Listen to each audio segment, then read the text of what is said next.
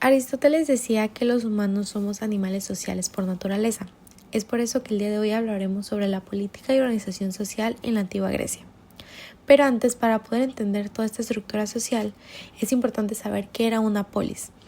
Anteriormente, la civilización griega se asentaba en pequeñas aldeas, encargadas de la ganadería y el cultivo, pero debido a las constantes invasiones entre ellas y problemas externos, decidieron crear comunidades más grandes, y es aquí donde aparece la polis.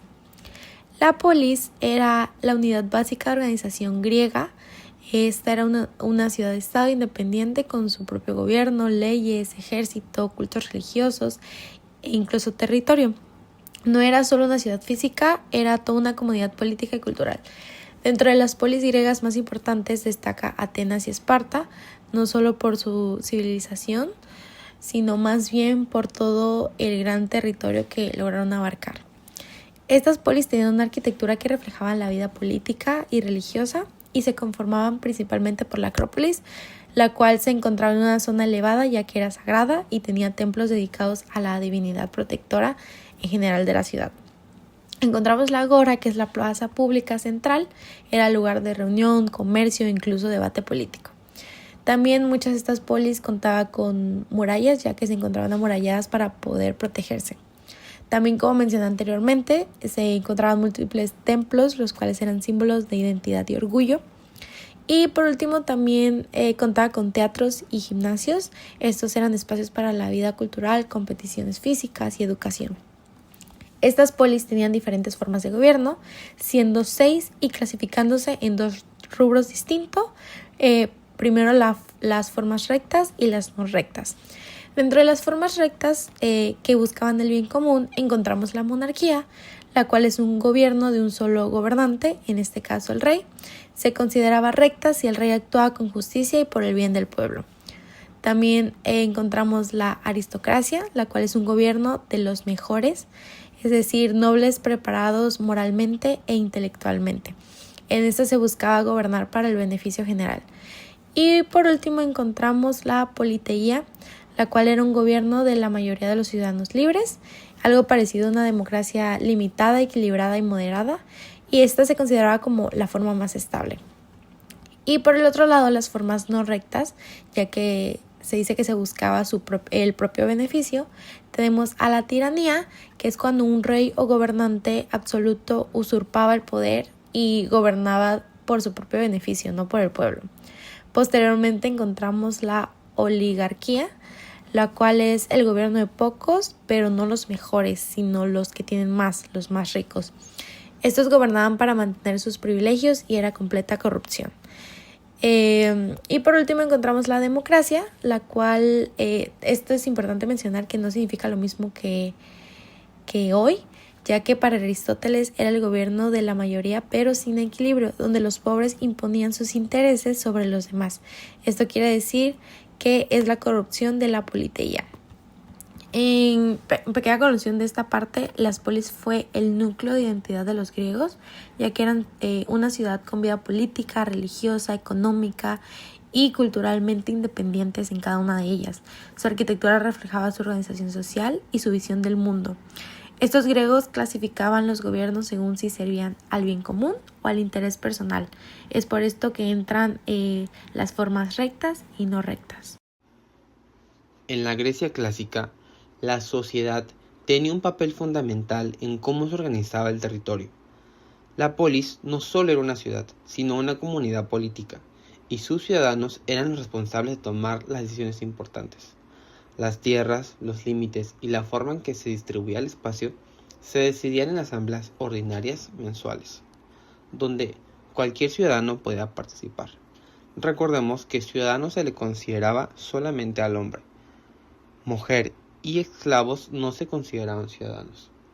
Esto hacía que la administración territorial no solamente dependiera de un rey ni de un gobernante, sino de estos ciudadanos y de la participación colectiva de ellos.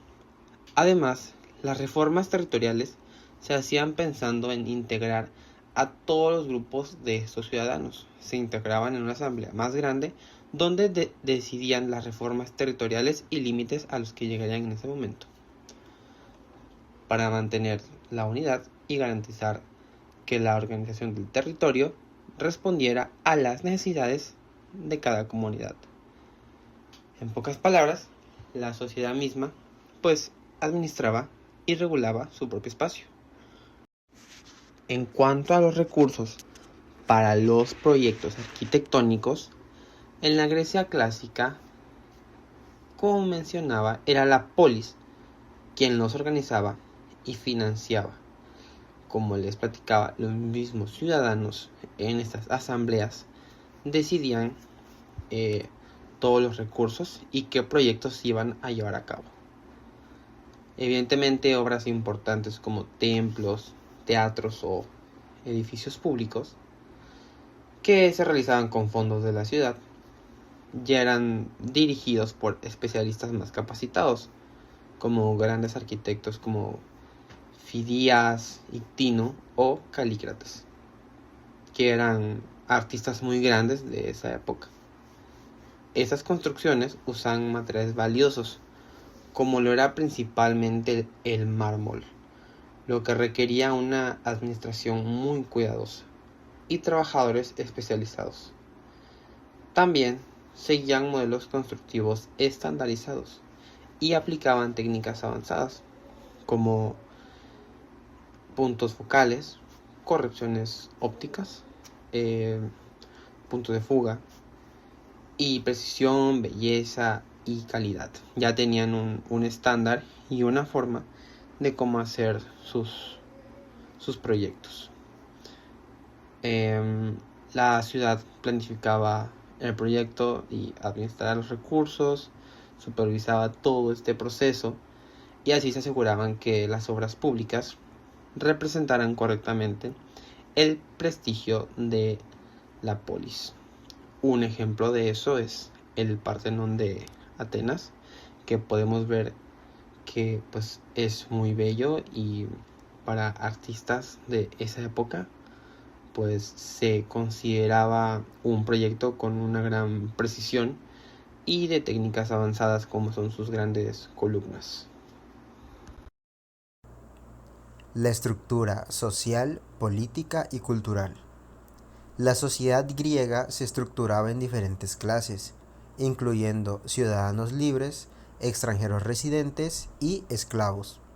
Los ciudadanos, que eran principalmente hombres libres, tenían derechos políticos y participaban en la vida cívica. Las mujeres, por otro lado, tenían un papel limitado en la sociedad, principalmente enfocado al hogar y la familia. Las polis más destacadas como Atenas y Esparta presentaban contrastes significativos en su organización social y política, y podemos ver del lado derecho la pirámide social de Roma. Tenemos que hasta abajo de la pirámide están las mujeres libres. Como ya lo dije, se limitaban solamente a cuidados del hogar. De ahí tenemos un escalón arriba a los esclavos. Luego tenemos a los libertos, a los hombres libres, a los plebes, a los patricios y plebeyos enriquecidos, los senadores y administradores y hasta la punta a César. El sistema político. Atenas, en particular, desarrolló una democracia directa en la que los ciudadanos se reunían en la asamblea para votar sobre leyes y políticas. Esta forma de gobierno influyó en el desarrollo de las democracias modernas. En Esparta, el sistema político se centraba en el dualismo de reyes y un consejo de ancianos, con un énfasis en la disciplina militar y la austeridad. Esta estructura garantizaba la estabilidad social y política, manteniendo un equilibrio entre las fuerzas internas y externas. Y tenemos las clases sociales. Empezaremos por los pobres. ¿Quiénes eran? Eran campesinos, artesanos, trabajadores manuales y personas sin propiedades. Formaban la mayoría de la población. Su rol entre la sociedad era producir los bienes esenciales, hacer agricultura, artesanías, tener oficios y trabajos duros. La clase media o los ciudadanos acomodados eran hombres con una fortuna moderada, pequeños propietarios, comerciantes comunes, artesanos con estabilidad. no eran ricos ni pobres, y el rol de ellos en las polis era actuar como un equilibrio entre los ricos y los pobres, participar activamente en los cargos públicos sin intereses extremos.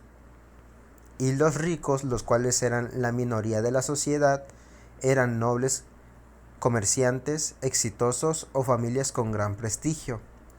Constituían, como ya lo dije, la minoría dentro de la ciudad, y su rol dentro de la sociedad era financiar obras públicas, ejército y actividades en las polis, tener acceso a cargos de gobierno y funciones políticas importantes, influir en las decisiones de la asamblea debido a su educación y poder económico.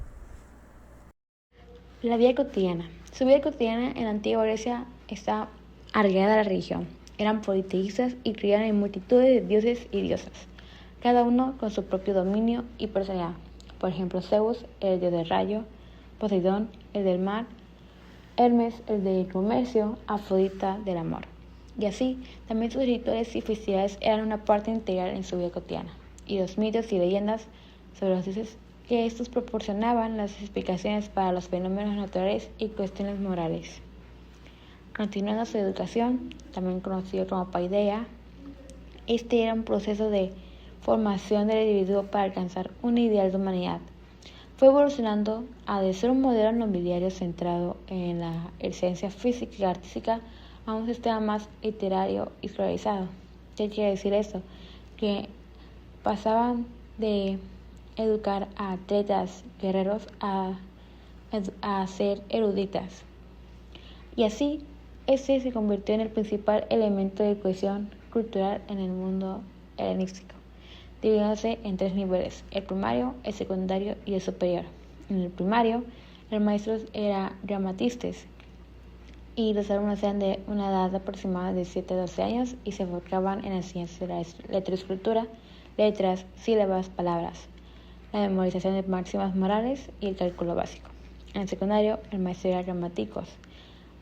Su edad aproximada era entre 12 y 15 años y se enfocaban en el estudio profundo de poetas clásicos, algunos como Homero, Eurípides, la gramática sistemática, ejercicios de composición preliminares. Y en el superior, el maestro sofista sobre el Thor, que estos los eran de aproximadamente de 15 años en adelante y se enfocaban principalmente en la formación en retórica y elocuencia. Y cabe mencionar que solo una minoría privilegiada accedía a este nivel. Continuando con el programa educativo está la educación física, que este era un rasgo esencial en la cultura. Se desarrollaba en la palestra y el gimnasio, pero su importancia fue cayendo con la profesionalización del atletismo en la época imperial. La educación artística, centrada en la música, principalmente en la práctica de la lira y en menor medida el dibujo. La escuela primaria, el aprendizaje era progresivo y mecánico, partiendo de las letras, seguida de las sílabas, las listas de palabras y al final frases cortas con contenido moral. Las clases se impartían en lugares sencillos, a menudo al aire libre, en pórticos o incluso en la propia vivienda del maestro. Así se reflejaba el bajo estatus social de la profesión. Continuando, la escuela de la gramática. Este era el punto de análisis de textos clásicos, seguidos por autores como Eurípides, Demóstenes, y este consistía en 4 pasos. Primero, la corrección, que era confrontar copias para establecer un texto fiable. Segundo, la lectura, leer en voz alta, dividiendo correctamente las palabras y aplicando la entonación adecuada. Tercero, la explicación, analizar vocabulario, morfología y contenido. Y por último, la crítica, era el juicio y valoración del texto. Y así, asumieron la enseñanza de ejercicios retóricos básicos como la redacción de fábulas, narraciones y elaboración de una tría, una anécdota moral. Llegando al ocio, que este era muy valorado porque se enfocaban en el equilibrio entre mente y cuerpo, y también en su tiempo libre se dedicaban a la música, lira, flauta, el teatro, la poesía y los deportes. Los juegos de mesa como el peteia es muy similar al ajedrez, eran muy populares. Continuando, su vestimenta era la indicador de estatus social, ocupación y su origen. Las prendas principales, que eran usadas tanto como por hombres como por mujeres, eran el chitón y el gimatión. El chitón era una túnica de lino o lana. Era más corta para los hombres que llegaba hasta la rodilla y más larga para las mujeres hasta el tobillo. Y gimatión, un manto rectangular que se llevaba sobre el chitón, especialmente en el exterior, y su confección era una tarea doméstica, realizada principalmente por las mujeres integrales. Continuando, sus costumbres, rituales y festividades, como anteriormente mencionaba, eran de una religión politeísta, impregnaba todos los aspectos de su vida, ya que los rituales diarios incluían oraciones y ofrendas a los dioses y las prácticas de purificación eran muy comunes ante los actos cívicos o religiosos. Sus festividades eran eventos comunitarios centrales que fortalecían la identidad y la cohesión social. Algunos como los simposios, que eran las reuniones para hombres donde se bebía vino, discutían sobre la filosofía y se disfrutaba de la música y poesía. También los Juegos Panatenaicos. Era un festival en honor a Atenea en Atenas, que incluía competencias atléticas, musicales y poéticas. Las Tesmoforias. Esta es una celebración religiosa de 3 días reservada exclusivamente para mujeres, en honor a Demeter y Persefone, ligada a los ciclos de la agricultura. Las Dionisías eran festividades en honor a Dioniso, dios del vino y teatro. Las Dionisías urbanas de Atenas eran la principal plataforma para la representación de tragedias y comedias. Y los Juegos Olímpicos. Este es el evento deportivo y religioso más importante, celebrada cada 4 años en Olimpia en honor a Zeus. Los vencedores recibían una corona de olivo, honor y gloria. Y finalmente, su alimentación. Esta era una dieta sencilla y se basaba en productos de su geografía mediterránea. El comer para ellos no solo era una necesidad física, sino también un evento social y un marcador de la civilización. Un menú típico diario es su desayuno, que era un pan de cebada o trigo, a veces mojado en vino, higos y aceituna. Almuerzo, lentejas o guisantes, pan, queso de cabra, fruta fresca. Y su cena, pescado fresco, marisco, pan de trigo, verduras, fruta, y tras las cenas podían tener lugar en un simposio. Cabe mencionar que igual la carne podía ser un lujo reservado para festividades y sacrificios religiosos, y el aceite de oliva era un ingrediente fundamental en la cocina. Muchas gracias por ver.